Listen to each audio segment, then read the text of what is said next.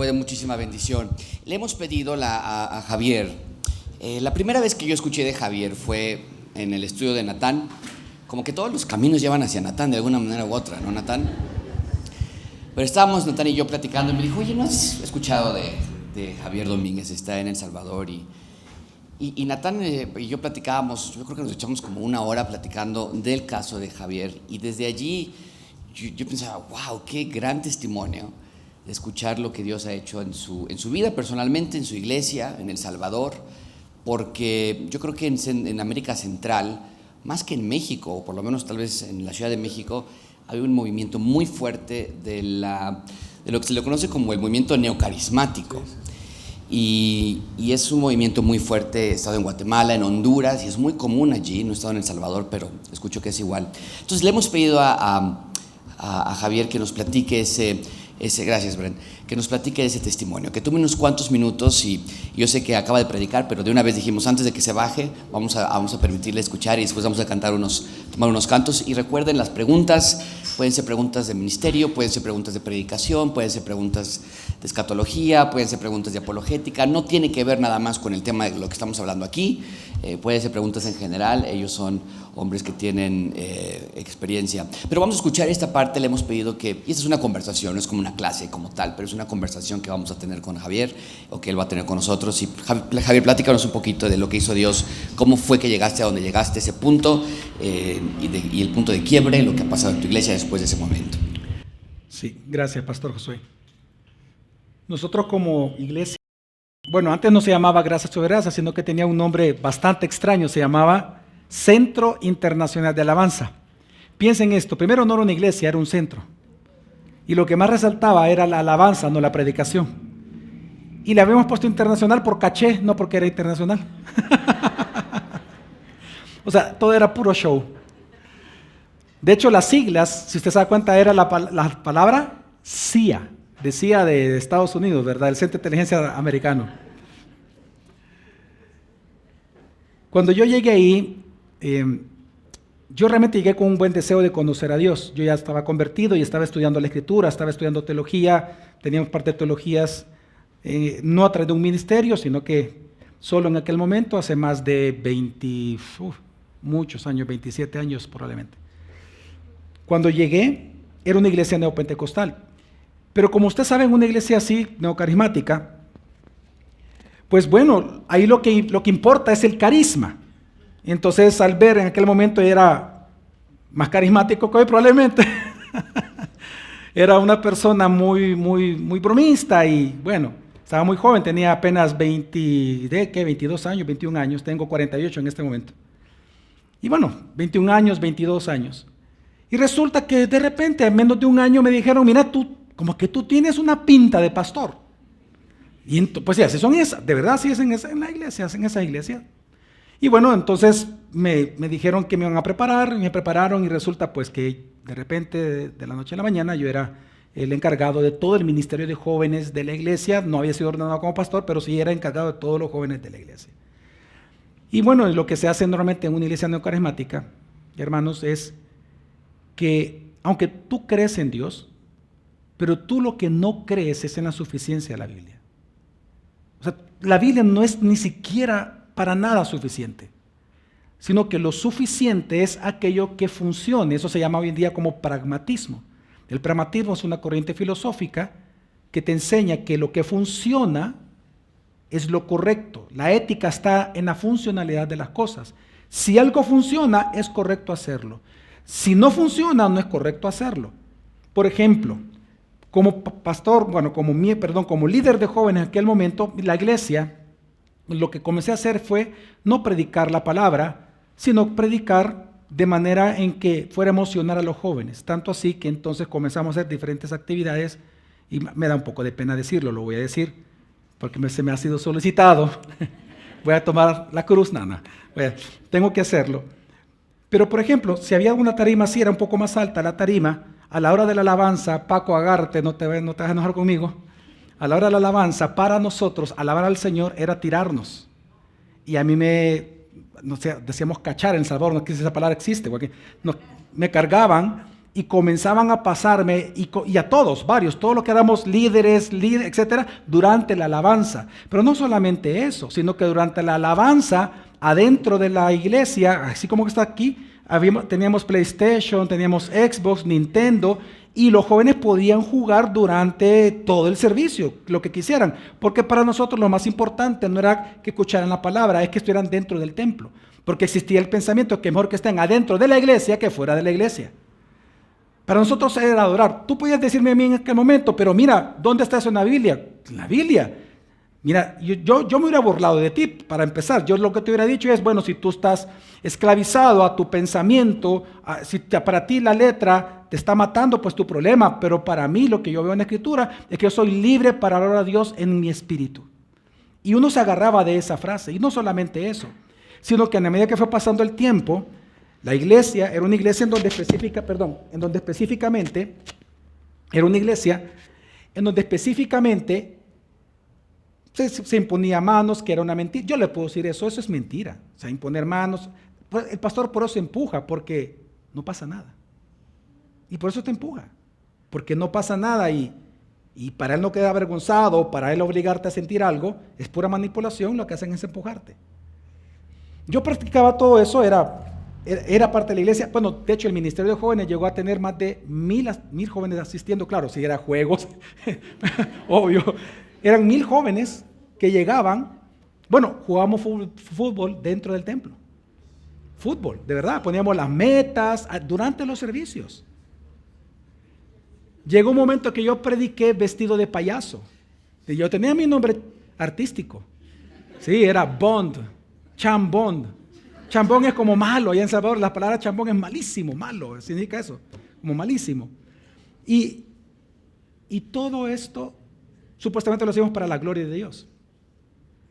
Ahora, lo que ocurrió fue que con el tiempo, miren, en una iglesia así, antes de explicar, de dar un punto importante, en una iglesia así, hermanos,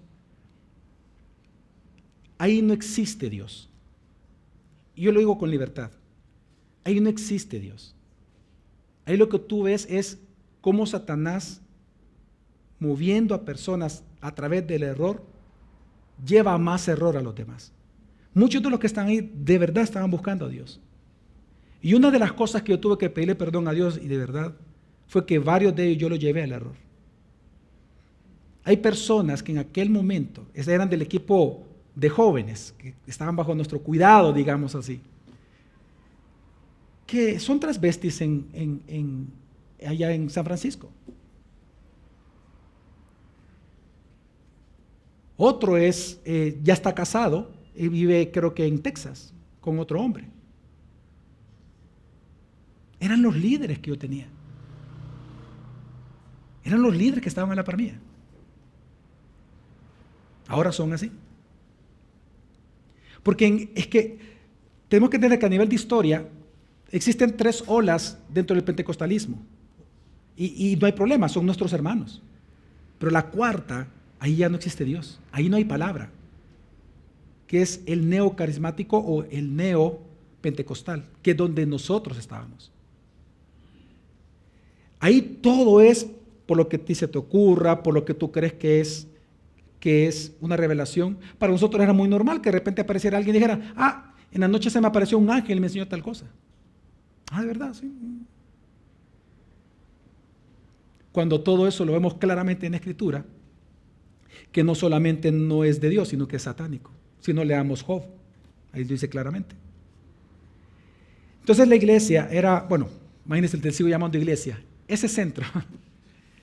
No, pero era una iglesia ¿en qué sentido? Aún, miren hermanos, aún en Apocalipsis, cuando nosotros vemos a la iglesia de Tiatira, a la cual Dios le dice, estás muerta.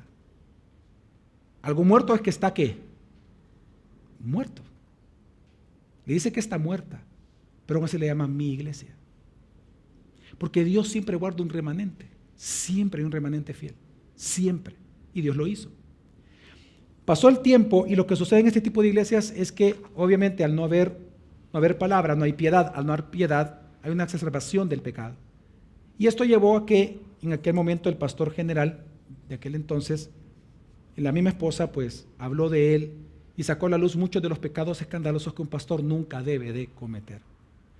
Y resulta que en aquel momento el pastor es removido y en ese instante, abruptamente, de un día para otro, a mí me dicen, tienes que pastorear esta iglesia. Bueno, por cierto, a mi esposa y a mí nos habían dicho, a mí me habían dicho que iba a ser enviado, de hecho ya estaba siendo preparado para venir aquí a México a pastorear. La iglesia que se iba a plantar como CIA acá en Ciudad de México era precisamente en la casa de una artista que ustedes conocen, que es la casa de Yuri, la cantante Yuri. Ahí iba a ser la iglesia donde yo iba a pastorear. Nos las presentaron cuando los conocimos y dijimos, tal fecha, bueno, yo voy para allá como pastor. Entonces, en la casa de ellos. Pero resulta que Dios no quiso eso. Y gloria a Dios. Precisamente he removido a este pastor y al día siguiente me dicen, tú vas a pastorear acá. Obviamente en este tipo de iglesias no hay piedad del Señor. Quiero decirles a los pastores que están aquí cómo era también parte de lo que vivía en aquel momento. El pastor de aquel entonces, yo recuerdo que en una ocasión estábamos en una reunión después de un servicio, siempre se analiza cómo estuvo el servicio, estábamos reunidos. Y en aquel momento el que era el pastor de niños le dijo al pastor general, mira, le dice, yo no estoy de acuerdo con esto que sucedió en la iglesia, yo recomiendo que se haga esto por la cuestión de los niños. El pastor que estaba en aquel entonces era un hombre de 1,85, 1,90, pesaba unas 450 libras, aproximadamente 500, o sea, un hombre muy fornido, muy hermoso. Y entonces cuando el joven, él estaba a la par mía, en una silla de plástico, en una silla de plástico, él estaba en su escritorio, y entonces el pastor de jóvenes le dice, el pastor de niños le dice que no está de acuerdo. Él se para y dice, ¿qué? ¿No estás de acuerdo conmigo? Y le hace así. Y le deja ahí el puño. Lo bota, claro, estamos hablando de un tamaño, lo bota. Cuando yo veo eso, solo veo sangre salir. Y vienen los dos otros pastores, nos lanzamos a él a agarrarlo. Él, el pastor, lo comenzamos a agarrar y no lo podíamos mover entre cuatro. Y él comenzó a agarrarlo a patadas al pastor, solo porque le he dicho que no estaba de acuerdo con una decisión de la iglesia.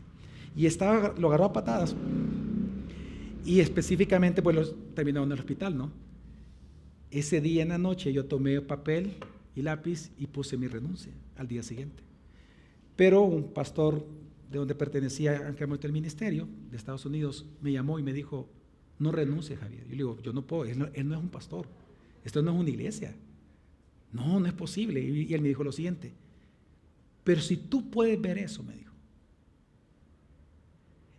si tú puedes ver eso y tú te vas, ¿quién le va a enseñar eso a la iglesia entonces? Quédate y sopórtame. Y entonces yo oramos con mi esposa y tomé la decisión de continuar. Fue precisamente en ese lapso en donde el pastor perdió un control total y comenzó a hablar desde el púlpito cosas muy feas de todos los demás pastores. En público fue una etapa muy difícil. En donde, miren, yo entiendo que hoy algunos se sientan mal de que le digan algo en las redes sociales, pero qué feo es que es en la iglesia donde tú amas, donde tú estás supuestamente creciendo, donde estás supuesto a crecer, desde el púlpito, tu propio pastor le está diciendo al mundo, a todos los que están ahí, él es un traidor, él es aquí, y es de todos los pastores. Cuento todo esto para que vean que en este tipo de iglesias, lo que menos existe la palabra, no hay gobierno de Dios, es gobierno de hombres. Ahí Satanás está metido completamente. Se exacerbó el pecado y a los 2-3 años Dios lo mueve. Pero en ese entonces, cuando a mí me establece como pastor, la iglesia estaba quebrada. Si hablamos de finanzas, la iglesia en aquel momento tenía menos $80,000 de deuda. En rojo estaba yo era el representante legal. Llegaron los de Hacienda y me dijeron, mira, se debe más de un año. Yo no sabía que el otro pastor no había pagado los salarios de todo lo que se paga Hacienda de todo más de un año. Y me dijeron literalmente, si no se paga esto en este mes, a ti te vamos a llevar preso porque eres representante legal. Yo les puedo contar muchas cosas, hermanos, de cosas que he vivido en ese momento tan increíbles, pero al final lo que sucedió fue que yo tomé 2 decisiones, una buena y una mala. Una buena y una mala. La mala, dije, para que no se sigan yendo de la iglesia, porque muchos comenzaron a decir, claro, yo tenía en aquel momento 27 años. Cuando vieron que yo como jovencito, para ellos, jovencito, estaba pastoreando la iglesia, más de la mitad de la iglesia se fue. La iglesia tenía en aquel momento como 800 personas, bajó como a 350. De hecho, lo único que se quedaron fueron los jóvenes y los papás. Obvio, los jóvenes y los papás. Y entonces tomé dos decisiones. Dije, voy a continuar predicando al oído de ellos, y lo hice con toda intención. No crean que no fue intencional. Voy a seguir predicando lo que hoy nosotros llamamos humanismo. Yo no lo conocía así como en aquel momento. Para mí era como solventable, de alguna manera se puede solventar esto. Esa fue una mala decisión. Pero la buena decisión fue que dije, voy a estudiar la Biblia. Y quiero desempolvar aquello que aguardé hace muchos años atrás, y tomé lo que es la teología. Y tomé el libro de teología de Berkhof y otros más y comencé a leerla junto con la Biblia. Y en ese momento fue cuando comencé a estudiar, ya buscando de alguna manera en diferentes países, porque no había en ese sabor, dónde estudiar teología. Así fue como empecé a estudiar.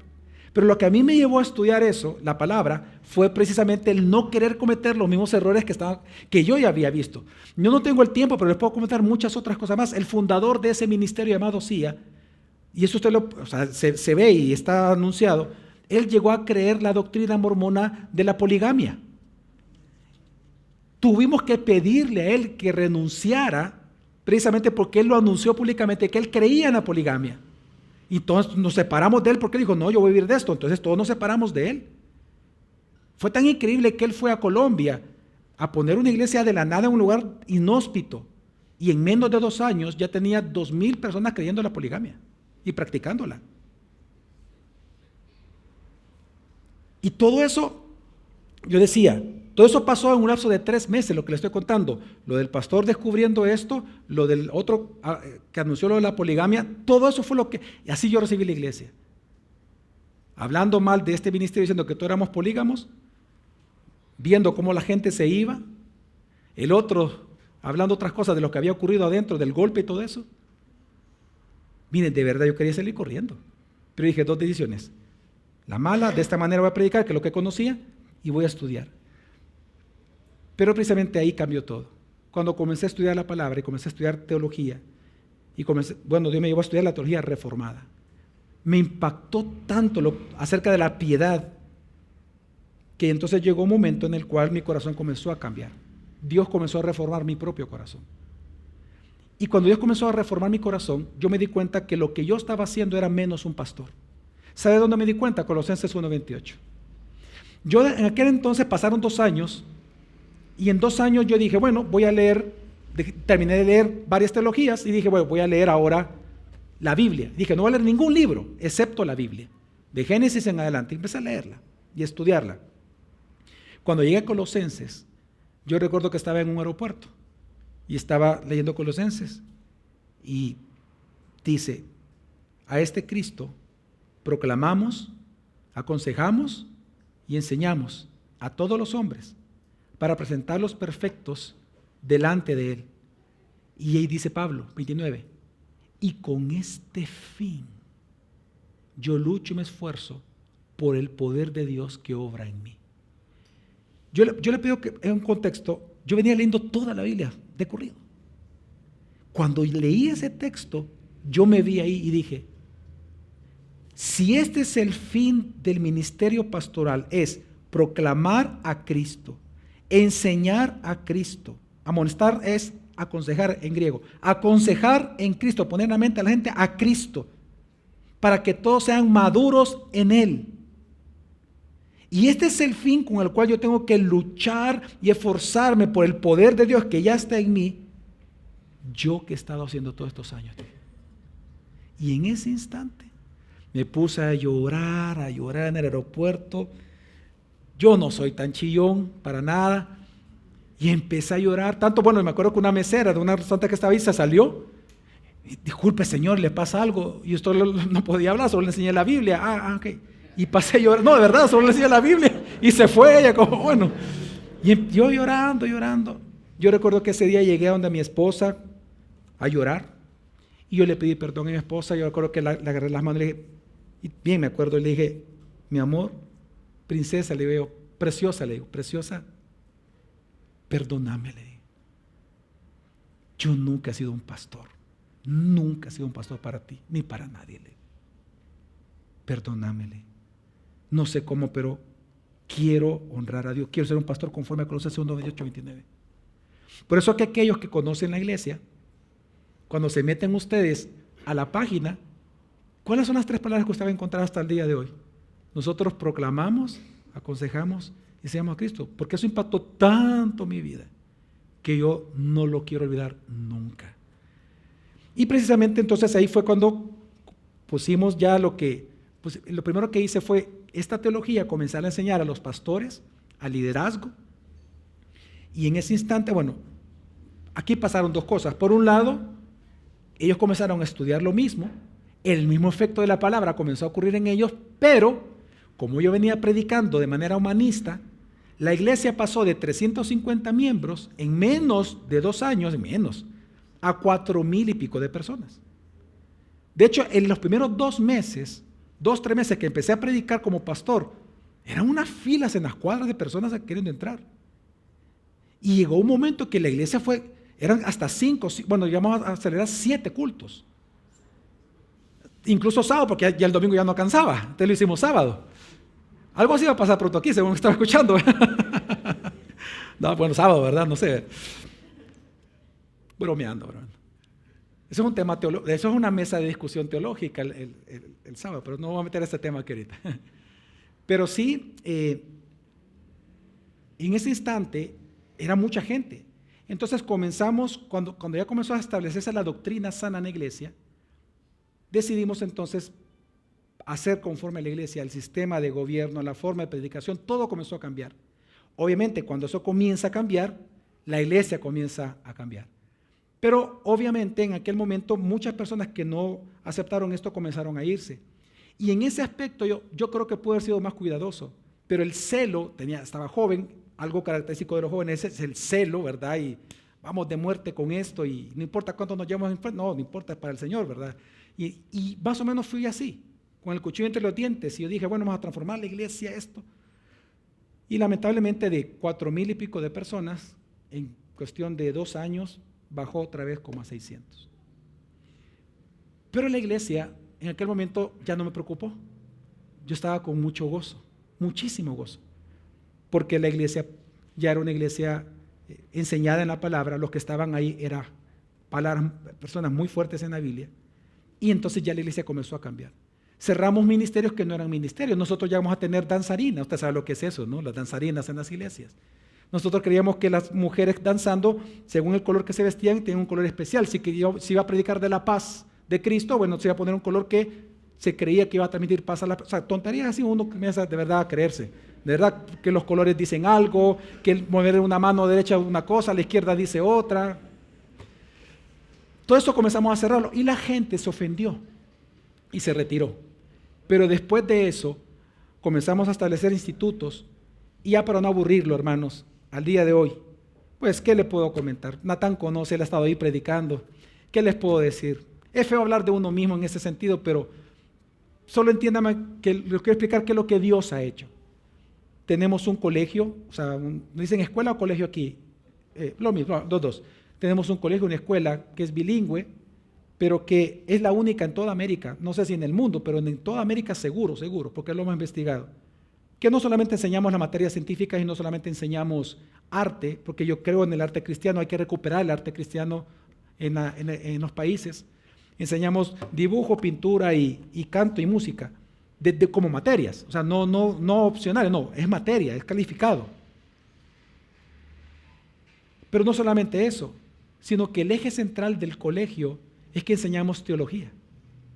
A los alumnos desde 6º grado hasta 12º grado se les enseña lo que un licenciado en teología estudia en Semper, por ejemplo, o en cualquier otro, hablamos de 34 materias promedio un licenciado, los jóvenes ven 28 o 29 materias. Ellos aprenden griego, hebreo, exégesis, hermenéutica, teología bíblica, predicación expositiva, teologías sistemáticas. Y vemos una transformación de jóvenes impresionante. Jóvenes predicando la palabra, de verdad convertidos, sirviendo en las iglesias con conciencia, una adoración teológica muy fuerte. Y a todo esto pues tenemos el colegio, está seminarios, la iglesia ha cambiado realmente. Y es una iglesia en donde por eso es que hubo un día en 2016, 2017, no recuerdo en este momento, le cambiamos el nombre. No se podía legalmente, a través de un gobierno X que hizo un cambio legal, se pudo cambiar el nombre a las fundaciones y le pudimos cambiar el nombre y hoy se llama Iglesia Gracia sobre Gracia. ¿Por qué gracia sobre gracia? Porque cuando usted lee la Escritura en Juan capítulo 1, él dice que la ley vino por medio de Moisés, pero la gracia vino por medio de Jesucristo, ¿verdad? Y esto es gracia sobre gracia, es decir, lo que está diciendo es que la ley también es parte de la gracia de Dios. Eso es parte de la gracia. Recordemos que la ley es parte de la gracia de Dios. Pero la ley tiene una limitante que no salva a nadie, porque no fue dada para eso. Para eso Dios envió al Hijo. Amén. Él es la gracia sobre toda gracia. Es Cristo. Y por eso le pusimos ese nombre, gracia sobre gracia. Porque lo que vemos en ese nombre es a Cristo. Y pues al día de hoy soy una iglesia bautista reformada, es una iglesia confesional, es una iglesia que Dios ha bendecido mucho. Es una iglesia que sirve también para otros ministerios en El Salvador. Igual como ya escuchó, pues proveemos de recursos de todo tipo, ayudamos a otros ministerios, a pastores también.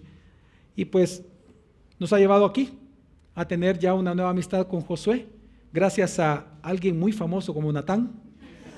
Que Natán, no, de verdad, Natán, o sea, es increíble cómo tú has conectado y de verdad que yo doy gracias a Dios por la vida de Natán porque él es muy fácil de querer. Y él llegó en un tiempo en donde él se dio cuenta cómo estaba caminando la iglesia. ¿Hace cuántos años llegaste? Ya era gracia sobre gracia, ahora sí, no era gracia sobre gracia, ya, ¿verdad? Estamos recién cambiando el nombre quizás. Y pues bueno, no sé qué más decirle, me da un poco de pena, pero la verdad que yo le pedí perdón a Dios por muchas cosas que hicimos, malísimas. Yo sé que llevé a perdición a algunos, pero no es del que quiere ni que ocurra, el que Dios tenga misericordia. Le pedí perdón al Señor. Así que no sé qué más decirles, simplemente que a Dios sea la gloria. Y que el único que puede reformar corazones y ministerios es Jesús.